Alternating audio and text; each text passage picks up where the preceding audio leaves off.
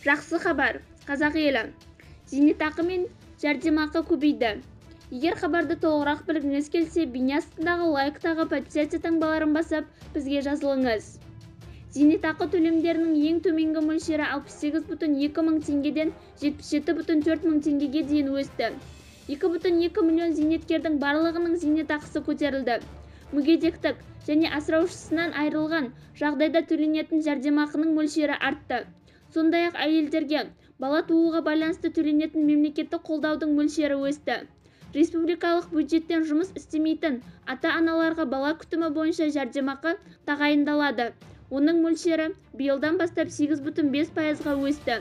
Жаңа жылдан бастап көп балалы отбасыларға арналған жәрдемақы мөлшері де артты. Зейнетақылардың өсуін қалаған әрбір көрерменіміз видео астына бір ғана лайк түймесін басыңыз. Қане көрейік, қанша адам зейнетақы өсуін қалайды екен.